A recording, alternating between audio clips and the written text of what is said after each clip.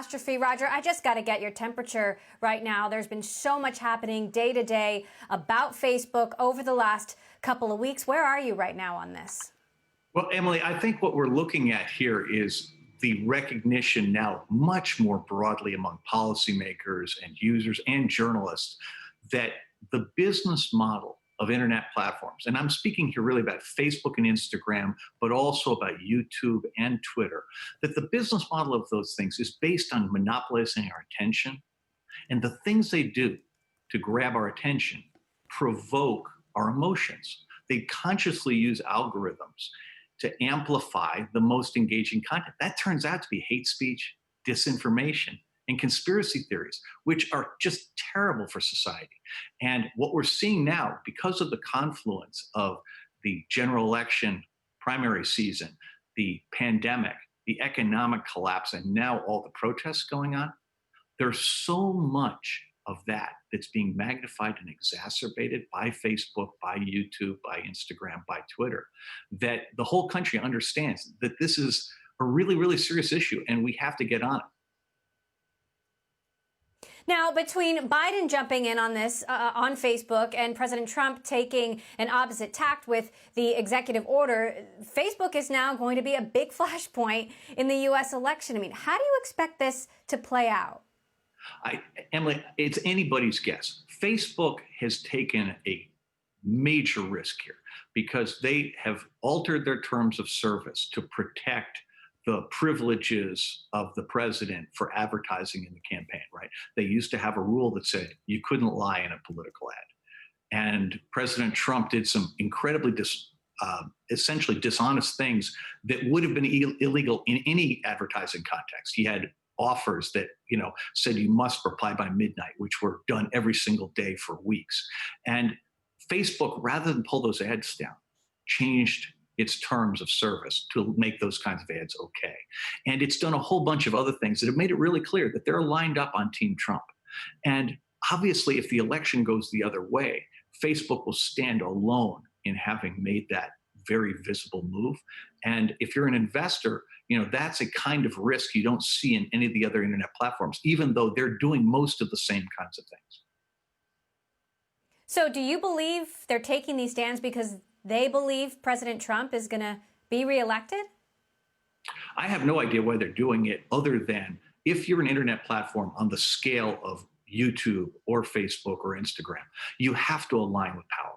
You can never get crosswise with the government of any country in which you operate. And in countries which are dominated by authoritarians, so think here about Myanmar or Cambodia or Brazil, they have to align with the authoritarian, which means they're going to be using their technology to manipulate and control the population.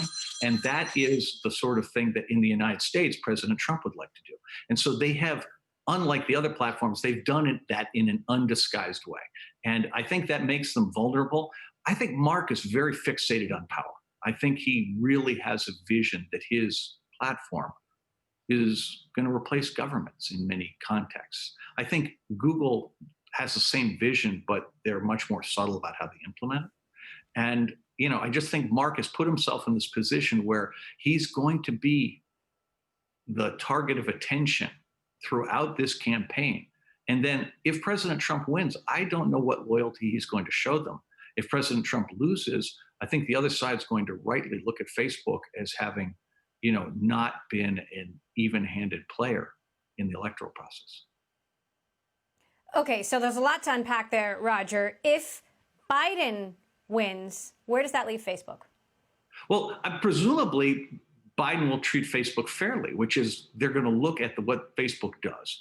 And presumably they're going to look at every platform and recognize that the business model of these platforms, the use of algorithms to amplify engaging content, is a source of huge harm. I mean, look at how much disinformation there has been around the pandemic. How is it that in the United States, we cannot treat public health as something that is shared by all of us? How is it that masks and social distancing became part of the culture war? The answer is disinformation spread over Facebook and Instagram and YouTube. That's how it happened. And if you look at the rise of the quarantine resistance movement all of that was organized and executed on social media platforms. And the key point here is I'm a real believer in free speech. I do not want to prevent people from sharing their personal ideas. What I want to prevent is the amplification of harmful ideas disproportionately by these platforms for their own profits. And that's where the problem lies. Again, I would let everybody speak, but this notion that they're going to take stuff that scares people or makes them outraged and give that this big juicing through the algorithms, that's a really, really harmful thing. And I think for investors, we're really in a very awkward place here because the market right now is telling us everything's fine, that President Trump's going to get reelected, all these platforms are going to sail merrily through this. But the civil unrest that's going on now is changing the culture before our eyes. And it may not be acceptable for corporations to do the kinds of things that internet platforms have taken for granted and that have made them so profitable. And that day of reckoning, if it comes, is going to be very, very serious. But how do you put a probability on that, Emily? I mean, we're still 5 months out from the election.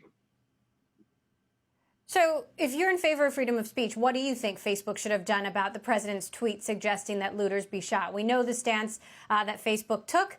They did nothing. Twitter, on the other hand, flagged the tweet for violating policies, hid it behind a warning. What should Facebook have done? Well, Facebook should have done something like that. To be clear, Twitter waited until now to do that for the first time. I am really happy they did it. I think it was courageous because Trump has been so good for Twitter's business that the notion that, that Twitter would do anything to slow him down, that required courage. Remember, that was a public safety warning they put on the shooters and looters tweet, right? Because it was threatening violence. It was encouraging violence. And that, it seems to me, is not a free speech issue at all. That's the equivalent of screaming fire in a crowded theater. And these platforms, the whole issue here is not that they let everything fly. They actually make lots of editing choices. They make lots of, Facebook will allow a male nipple, but not a female nipple. There are all kinds of things like that, where they make arbitrary choices that control your life over which you have absolutely no control. And then they pretend in the political arena that they want to let everything go by. And I'm sitting there and saying, hang on, public safety is different than politics. You shouldn't have anyone, especially not the President of the United States, encouraging violence. And with these platforms allowing that to happen, they're essentially inviting a change in the most important law that protects them, Section 230 of the Communications Decency Act of 1996. And I'm a big fan of Section 230. I like having a safe harbor because I think you want to encourage platforms to be thoughtful about protecting public safety and protecting, the people who are disadvantaged. But that's not what they've done. They've treated it as an excuse to do absolutely nothing. And I think that's irresponsible. You called, Roger, in an op-ed for some changes, though, to Section 230, as well as national legislation that would give users the right to sue for damages if they're harmed as a result of using an internet platform. I know that you've been talking to folks in Washington about this. What's the reaction from lawmakers? So, Emily, as we both know, 3 months ago, Section 230 was the third rail of technology policy. It's the one untouchable piece because everybody understands that it's really good for the entrepreneurial economy, for stimulating innovation. The issue that we're dealing with here is that the largest internet platforms are, through their neglect, allowing awful things to happen, allowing their platforms to be used to undermine public health, democracy, privacy, and competition. And Section 230 is the most direct, most rapid way of changing things. What I want to do is very specifically change incentives. I don't want to penalize them. I just want to sit there and say, listen, if you are above a certain scale and you are using algorithms to amplify speech, so if you're treating some forms of speech better than others, simply because it's good for your P&L, under that circumstance, you are subject to litigation if someone is harmed. So Section 230 would apply to anything you do that's non-amplified, and Section 230 would still provide protection if you can make a good argument that there was no harm. But you have to give citizens some path to recover damages when they get harmed, because it's not like there are 5 people getting harmed. There are literally millions of people being harmed. I mean, more than 2 million people have COVID in the United States, which is a number, have had it. That's a number that is so out of proportion to every other country. And that is because the disinformation about a pandemic that has caused our response to it to be just horrific. And, I look at this and I go, the country's paralyzed today because internet platforms give disproportionate political power to the most extreme voices. And that's a business choice on their part. And Emily, think about this. It's like the chemical companies in the 50s. They were the internet stocks of the 50s. Super high profit margins, super high growth, because they could pour their waste products anywhere without penalty. They could dump toxic fumes into the air, pour mercury into fresh water, and there was no penalty. And eventually the country said, you know what? We're going to make the people who cause the harm pay the price. And that's all I want to do to internet giants. I want to say, guys, you're too important to the economy to be able to destroy it. So we're going to make you be just the way chemical companies are, the way pharmaceutical companies are, the way the building trades are, which is you've got to act responsibly or you're going to pay the cost. Now, Roger, what's your take on Chris Cox, the former chief product officer and one of Mark Zuckerberg's top lieutenants, who left because of a disagreement with Mark Zuckerberg about the future of the platform, now coming back to the company in the middle of all this in his old role? Emily, I am as confused as anyone about this. I don't know Chris well. But what I do know was that he was the Zuck whisperer when he was there. He was the heir apparent. And when he left, that was a huge deal. And he left over a matter of what appeared to be a matter of principle, right? It had to do with the strategic direction, the whole treatment of, the subsidiaries that they had acquired. None of that was resolved, right? All of it had continued down the path that was the one he objected to. And yet here he is coming back. And he obviously has full information on what's going on. So I really do not understand this. And I'm wondering, let me put it this way. I can't think of a good explanation for this that makes me feel better about what's going on. And there may be one. I just can't think of it. And, Chris is a very capable person, but he's also somebody who has historically amplified and helped to implement the messages that Mark Zuckerberg has created to drive Facebook forward. He's been able to translate Zuck's vision into products. And the years gone by, I suspect those are still his best skills. And so I don't see him coming in order to reform the company or change its business model. It looks more like he's coming in to double down on the things that they do well. And that really saddens me because Facebook, it's a great product, right? People love to use it. It doesn't need to do all this harm. Roger, you were one of the first people, perhaps the first person, to warn that Facebook could potentially undermine the presidential election in 2016 before it even happened. How concerned are you that Facebook and social networks will undermine the election that we are about to have? So the answer is I'm terrified.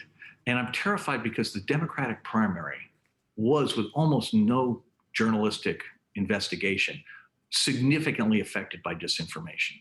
And we already know there's going to be a ton because there's a lot going on right now. And the president and his administration are untroubled by that. So from a regulatory point of view, there's no pressure on the platforms to clean that up from anybody who has the power to actually do something. All of it is coming from, moral authorities. So the opposition party, journalists, and people like me. Here's the thing. If I'm Facebook and I've just brought back Chris Cox, the reality is if Facebook wanted to change direction, if it wanted to reform its business model, Chris is the guy to do that. But why wouldn't they have said that was what their plan was when he came back? So I'm really, really terrified. And, my biggest thing is to try to inoculate everybody, to explain that, listen, November 3rd is election day. You got to vote. Get an absentee ballot, go and vote. Be prepared to stand in line. Everyone has to participate. There's going to be a ton of disinformation to try to convince you not to vote. Pay no attention to it.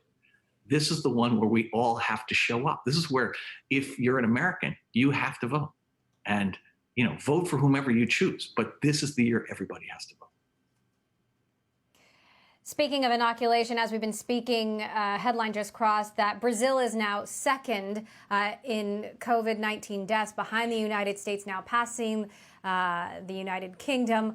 This is a big question, but what do you think the mark is going to be of this pandemic on Silicon Valley? You've been here for decades.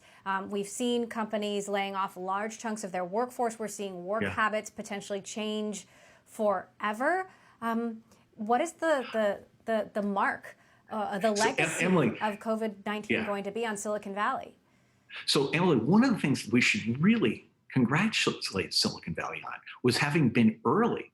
I think nationwide, if you wanted to pick which group recognized the importance of social distancing first, it was the employers of Silicon Valley who were there roughly a week before the Bay Area counties went to lockdown. So, Apple and Google and Facebook and all sent their employees home at least a week before that. That was incredibly positive. I think the really big question is whether coming out of this, coming off of the election, there's going to be significant regulation of the dominant players on the internet. Because if there is, that will unleash a massive wave of innovation, because the business model these guys have really makes it hard for any new startup to get past a certain stage. I mean, every once in a while, one will sneak through the way Zoom did, but it doesn't happen nearly often enough. And if there is regulation, that will be fantastic for the entrepreneurial economy. If there isn't regulation, if Trump wins and things go on more or less the way they are, I think Silicon Valley is going to have a really serious problem. So the irony of this thing is that the better things are for the biggest market cap companies, the harder it'll be for the Valley, and vice versa.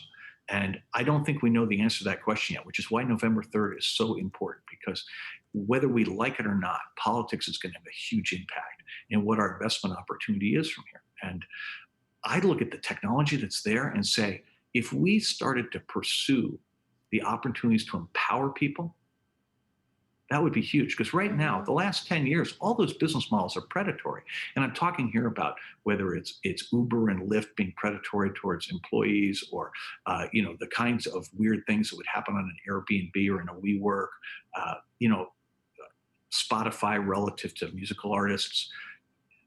The culture really was about exploiting weakness and exploiting information advantages, but it doesn't have to be that way. Technology has the ability to empower everybody. And going through the moment we're going through here, I believe that there will be massive pent-up demand for a different model of technology business. And that would be the coolest thing ever, because the pieces are there. They've just never been applied to empowering technology, at least not since the days of Steve Jobs. And the last 10 or 12 years, it's been all about exploitation.